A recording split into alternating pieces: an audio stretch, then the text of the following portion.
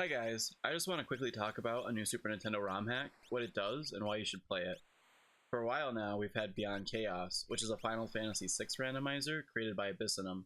It has the ability to randomize pretty much everything in the game, character stats, abilities, enemies, equipment, espers, sprites, and so on. It essentially has two modes. The first allows you to play through Final Fantasy VI from beginning to end, like you normally would with the vanilla game, and the other is the Ancient Cave mode, which acts like a massive dungeon, where every exit on the screen leads to another random screen from the game. It's kind of like a roguelike experience, similar to the Ancient Cave from Lufia 2. A few days ago, Abyssinum released Beyond Chaos Gaiden, which is a whole new version of his randomizer, and while it currently has less randomization options, this new version has the ability to randomize several different versions of Final Fantasy VI, including the Japanese version and some ROM hacks like Brave New World. It also has a new game mode called Fanatix, which I'll talk about in a bit. So Beyond Chaos can randomize Brave New World now, but what does that mean? If you haven't heard of Brave New World, it's another mod of Final Fantasy VI, and one that I really love. It's difficult to explain exactly what it does because it does so much, but its main goal is to improve the gameplay of vanilla Final Fantasy VI, to balance all 14 characters, and make them feel unique throughout the entire game, and it does a great job of that.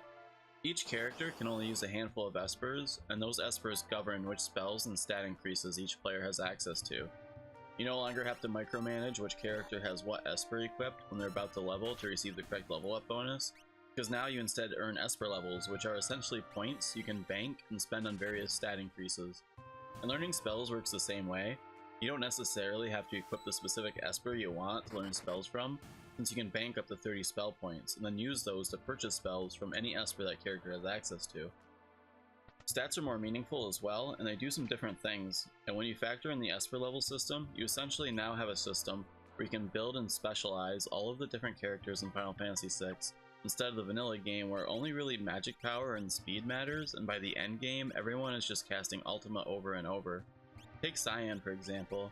He was such an interesting character who had two different story building side quests in the World of Ruin, but you never really felt compelled to take him into battle because he had weak magic power, weak speed, and a weak ability in sword tech, or Bushido depending on which version of the game you're playing. In Brave New World, you can spend esper levels to boost his vigor and make him a monstrous physical attacker, or you can boost his stamina and hit points to make him more of a tank. And this is more effective than you might think, since Brave New World has a bunch of items with a cover ability. If you remember the True Knight relic from vanilla Final Fantasy VI, it allowed a character to jump in front of another character that was wounded below 1/8 of their maximum HP. In Brave New World, cover allows you to take hits for other characters regardless of how much HP they have, which of course makes this mechanic way more useful, and the chance to do so is based on the character's stamina. And cover is just one of many systems that have been improved and expanded upon over vanilla Final Fantasy VI. If you want to know exactly everything that Brave New World changes, you should read through their readme, which I'll link below. To cover everything would take a whole other video, which I might make in the future because I think Brave New World is a pretty interesting game design topic. But anyways, like I mentioned, you can now randomize Brave New World with Beyond Chaos Gaiden and play the game from beginning to end. But I want to talk about the new Fanatix Tower game mode, which you can also play with a Brave New World ROM. So Fanatix Tower is a new take on the old Ancient Cave game mode. While I'm a huge fan of Mystery Dungeon and Ancient Cave type games, and roguelikes in general, I could never really get into the Ancient Cave game mode, and it's kind of difficult to explain the problems with it, so I'm not really going to talk about it much. I just wished it functioned more similarly to the Japanese Final Fantasy V Ancient Cave ROM hack. But I think Fanatix Tower is a great replacement. Instead of Beyond Chaos's sprawling, labyrinthian Ancient Cave mode, Fanatix Tower is much more linear. You literally just climb the tower to the end.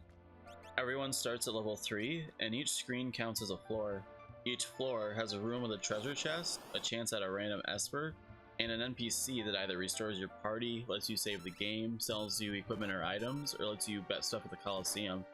Each floor also has a boss at the end, and progressively more difficult enemy formations. This attempt at a roguelike game mode is much more combat oriented than the Ancient Cave, which works great with Brave New World because of all the battle mechanics that the mod introduces to the game.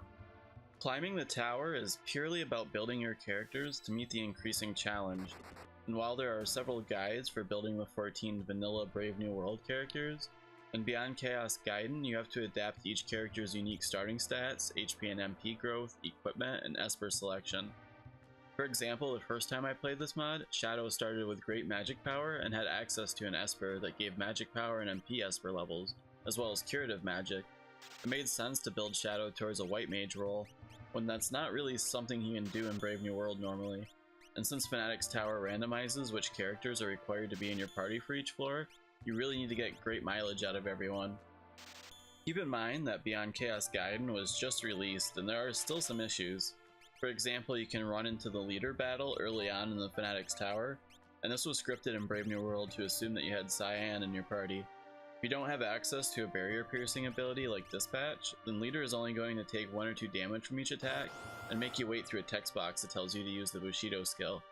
This makes the fight a real slog, or even just completely unbeatable if you don't have the right characters in your party when you encounter him. All in all though, this mod is great, and I recommend you try it out if you like Final Fantasy VI and roguelike mystery dungeon type games. I plan on streaming it on twitch.tv/RikerGaming, and I'll probably upload videos of it here as well.